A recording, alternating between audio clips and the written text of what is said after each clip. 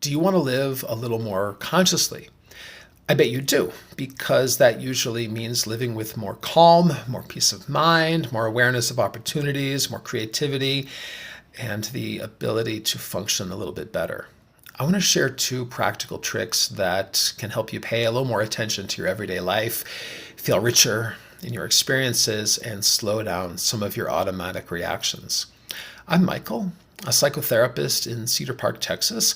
I see clients in person here and also remotely anywhere in Texas. In our last video, we talked about giving yourself unplugged time, some deliberate stepping away from phones, work, music, or any distractions.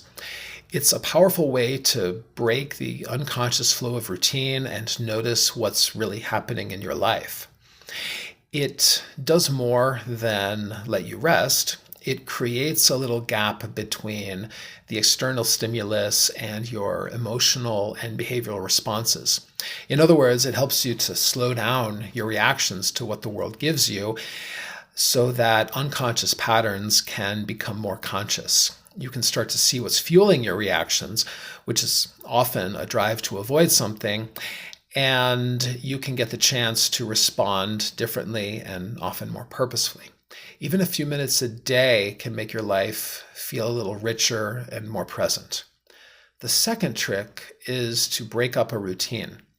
This isn't necessarily about changing any life circumstances.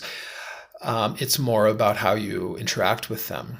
As an example, many couples develop routine gestures, a habitual kiss or peck when greeting. I don't recommend that you stop showing affection, but you can interrupt this unconscious pattern.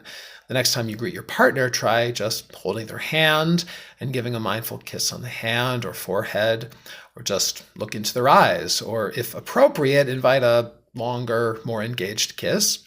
You can also refrain on occasion from touching when greeting. Instead of always closing the distance physically, just acknowledge that they're there. And a lot of people don't like this. And I think it's worth asking, why? It's not withholding affection. It's being deliberate with affection. If someone were to complain to me that their spouse only kisses them 80% of the time when they greet each other, I wouldn't be worried. 80% is still most of the time.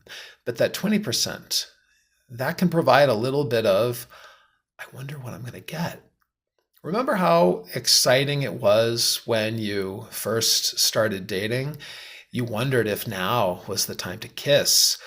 Will they welcome it? Will they kiss me back? What will it be like? It wasn't guaranteed, and it was thrilling. Making your affection more deliberate and mindful will likely lead to both of you experiencing each other a little more consciously. And it's sometimes a good approach to take when one member of a relationship believes that affection has grown stale. And I plan to talk a lot more about what to do in such situations in future videos. But back to our main topic, when you disrupt routine in small ways, you notice more of what's happening. And you can do this with any area of your life so that you can slow down, experience more moments more fully, face life a bit more instead of automatically avoiding what's uncomfortable. These little adjustments expand your capacity to respond consciously. They can reduce some stress. They can increase some enjoyments. If you want more practical ways to feel present, enjoy life, and live consciously, please check out my blog articles and come back for more videos. And reach out if you're interested in counseling.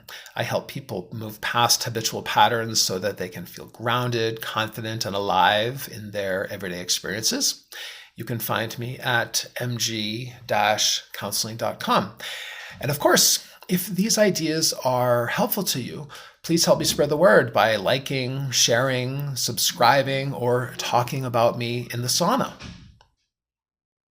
Next time you're in the sauna and everyone is just there sweating, tell them, hey dudes, check out Michael's videos.